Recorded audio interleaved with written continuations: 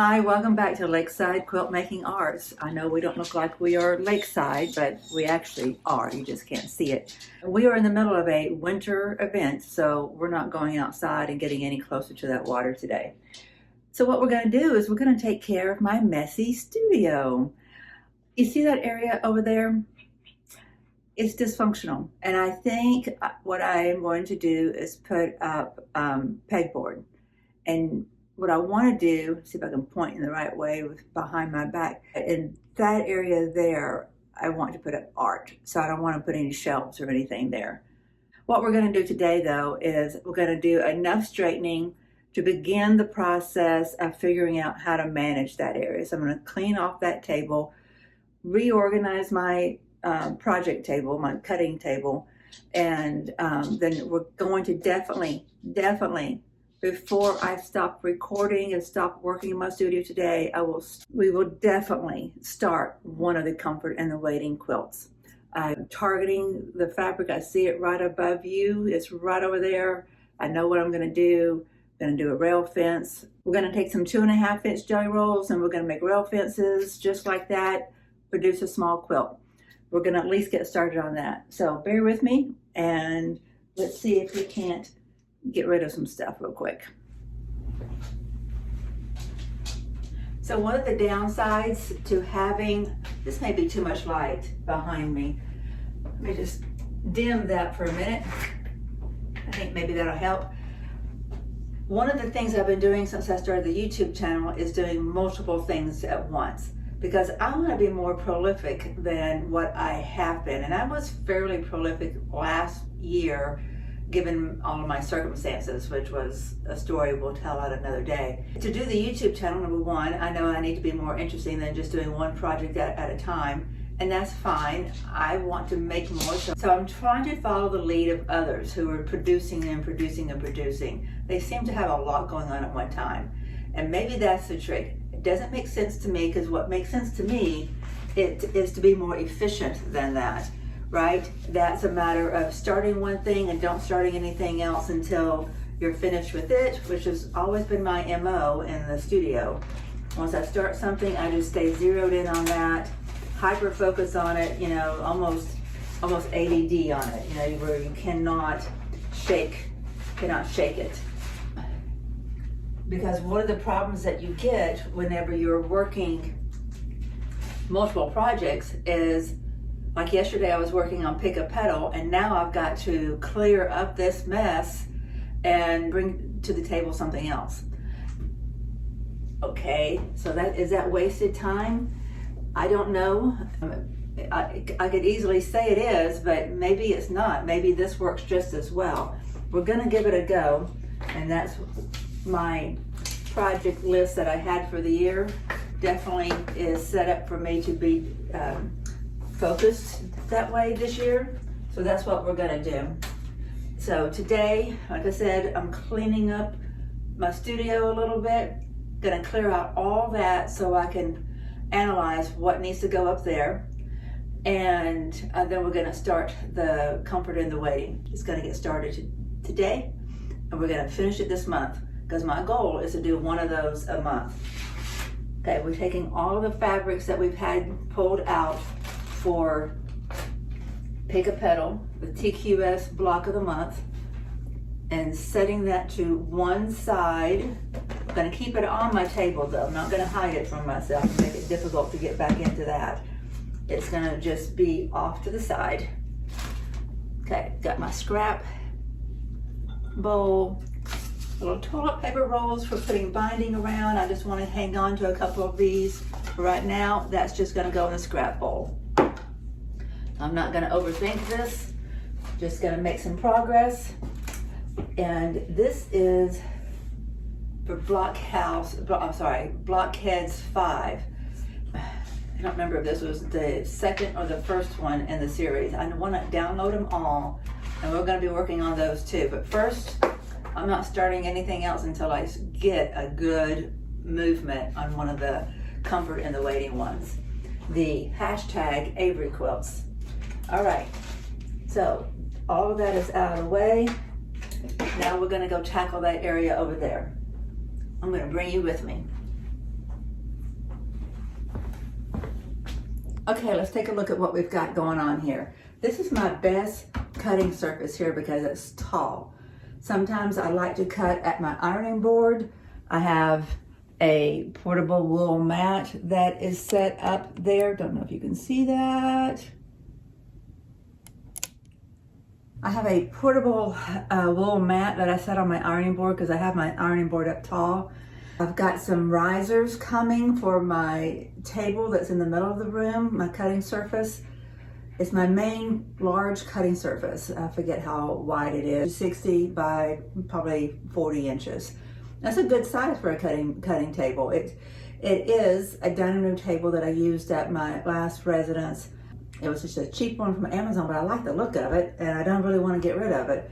So what I'm going to do, because it's the cheapest approach, is I'm going to put it on risers. It's just too low. Hurts my back and hurts my neck to lean over to cut there on that surface. The last few times I've cleared off my island in the kitchen and I've been cutting there. But I'm not doing that anymore. I'm going to fix the situation. I've got 10-inch risers coming and that's going to get lifted to where it's at a better height for me. But it doesn't make sense for me to have this table, which is adjustable. It's one of the Husky varieties that you get from Home Depot. You can get them other places, I'm sure, but it has a crank on it. Let's see if you can see that.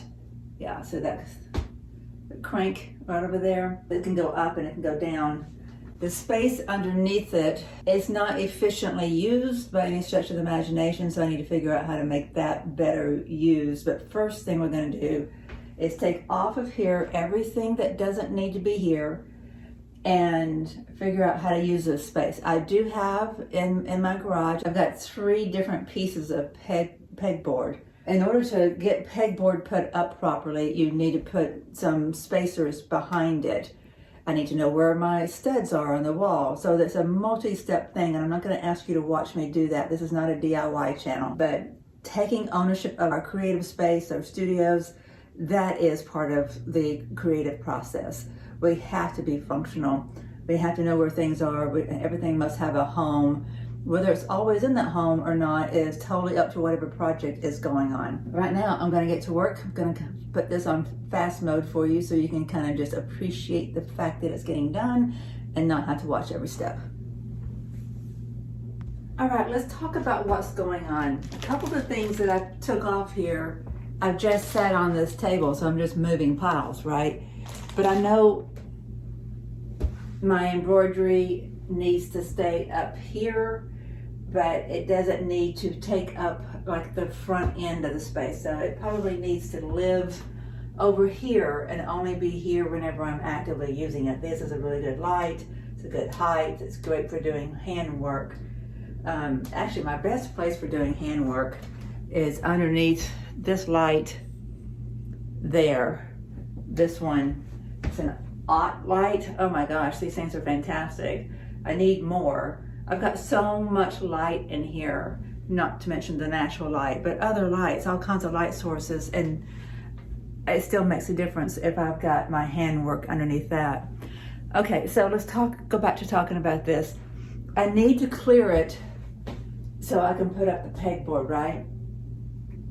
But I thought I would take this away, and I guess if I put up the pegboard I will, but it's kind of nice to have a place to put paperwork and stuff like that, like my graph paper and things like that. But I'm going to go ahead and take it down because that's going to free up some space, right? I think this is something I mean to keep for making templates, but I like what I did with the templates on this last go around when I made the templates for the Quilt Show's Block of the Month Pick a Petal.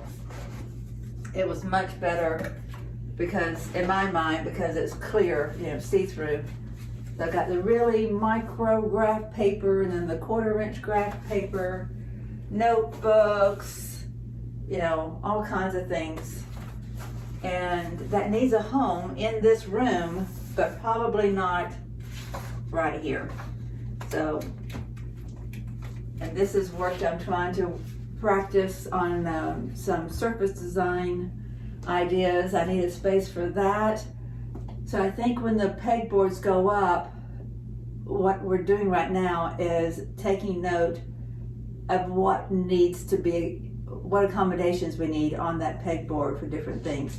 I don't think I can, well, I guess I could. I think they make pegboard attachment that you could put notebooks in. We'll see. But for right now, I gotta clear the space. I gotta get back at it. Now, doesn't that look better? I think it's wise to keep the box here to say, this is my amount of space to put little things on the table. If this is overflowing, then there's too much and then it comes off. But corralling it into one thing makes sense, I think. Having a couple of cutting mats, this one is used more for, you know, things that get messy. Not for my quilting, but can be, I guess. And then having one up here that can be easily turned. I just need to use this area better. Now down here definitely is inefficient as can be. So I got to give some thought to what to do. That basket over there is just all of my, it's what most people would throw away, but I'm just gonna keep it and then probably make a dog bed out of it or something. I just can't throw it away. It could make a really cool little pillow. Each one of these containers is a different project. The one down there on the very bottom with the green handles is one that my nephew is working on. The one above that is fabrics I have pulled aside for one of my great nieces. And then I have these two baskets here that's full of stuff.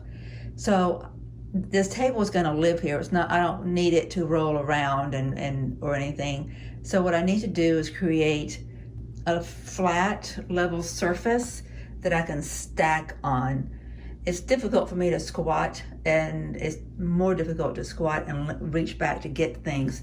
So I need it to be, this to be as easily accessible as possible. So there's work to be done. But first things first, I worry about that space there and this wall space. Altogether, it's a good bit of space to work with. I need to get some measurements and then I'll measure my pegboard. And that's all we're gonna do for today for this project. I'll make some more progress and I'll let you know how things are working out. What I've done is I've made a mess, right? I've just transferred my piles. This is scraps that I'm gonna be using for surface design. So that goes into an area that I don't have designated yet. I've got to create that. I've got at one of the rental properties, I have a table that I'm gonna get back in my possession, and it's gonna go here to take over what the ironing board is doing, because it's got shelves and it's tall. I'll get a wool mat ironing pad on top of it, and it will be much more efficient than this. This is just an eyesore and not practical.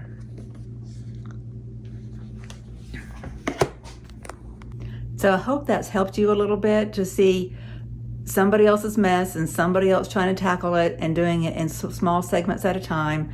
Yes, I made a little mess on the table that I had just cleared off, but it makes sense what's on there, and then I can move that off to the living room while I get this area organized, and then I can figure out how to pull it back. And I found some scraps, all my scraps that will go into the leader ender quilt and maybe go into some of the comfort in the waiting quilts as well. And those have been set aside, and that's great because that was the next project I was going to be working on. So that's it for this video. Hope it's been encouraging to you in some way. If there's some area of your room that you need to be more organized about, get started on it, one day at a time. Thanks for being here. I appreciate you, and we'll see you soon.